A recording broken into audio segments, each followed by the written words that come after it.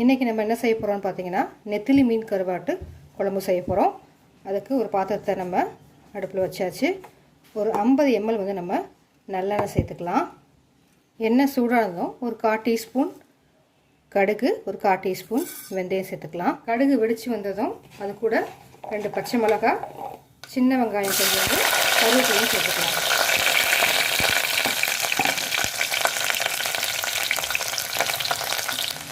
வெங்காயம் கொஞ்சம் நல்லா வதங்கட்டும். இது கூட இப்போ 2 தக்காளி சேர்த்துக்கலாம். தக்காளியும் நமக்கு நல்லா வதங்கட்டும். தக்காளி நல்லா வதங்கினோட இது கூட ஒரு 1/4 டீஸ்பூன் மஞ்சள்தூள் சேர்த்துக்கலாம். ஒரு 1/4 டீஸ்பூன் மிளகாய்த்தூள் சேர்த்துக்கலாம். நான் சேர்க்குறது வந்து காஷ்மீரி மிளகாய்த்தூள். ஒரு 1/2 டீஸ்பூன் வந்து மல்லித்தூள் சேர்த்துக்கலாம்.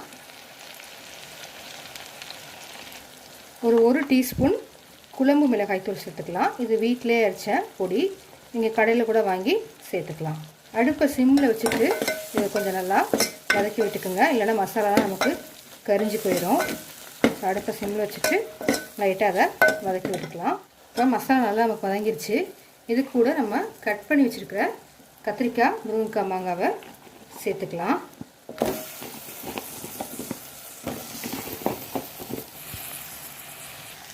இப்போ இது கூடயே நம்ம கழுவி வச்சுருக்கிற கருவாட்டையும் சேர்த்துக்கலாம்.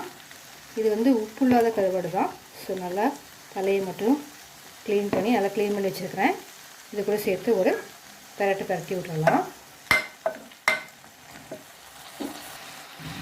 இது வதங்கிறதுக்குள்ளே நம்ம ஒரு பேஸ்ட்டு ஒன்று ரெடி பண்ணோம், அதை ரெடி பண்ணிக்கலாம். ஒரு மிக்ஸி ஜாரில் ஒரு 1/4 டீஸ்பூன் மிளகு, ஒரு 1/4 டீஸ்பூன் சீரகம் சேர்த்தாச்சு. இது கூட நம்ம சின்ன வெங்காயம் ஒரு 50 கிராம் சேர்த்துக்கலாம். 2 தக்காளி சேர்த்துருக்குறேன். இது இப்போ நம்ம நல்லா பேஸ்ட்டாக அரைச்சி எடுத்துக்கலாம்.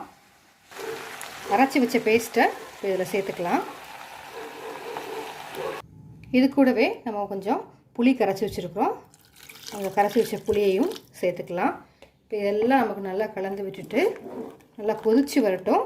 அதுக்கப்புறம் வந்து நம்ம தேங்காய் சேர்த்துக்கலாம். புளி தண்ணியிலே நான் கொஞ்சம் உப்பு சேர்த்துருந்தேன். ஸோ இப்போதைக்கு நான் உப்பு போடலை, தேவைன்னா நம்ம போட்டுக்கலாம். நம்ம அரைச்சி ஊற்றின தக்காளி வெங்காயத்தோட பச்சை வாசனை போனதுக்கப்புறம் தேங்காய் கொஞ்சம் அரைச்சி வச்சுருக்கேன், அதை எதுக்கும் சேர்த்துடலாம். ஸோ ஹை ஸ்பீடில் ஒரு 3 நிமிஷமும், லோ ஃப்ளேமில் ஒரு 2 நிமிஷமும் நம்ம வச்சோம்னா நமக்கு கருவாட்டு குழம்பு சூப்பராக ரெடி ஆயிரும்.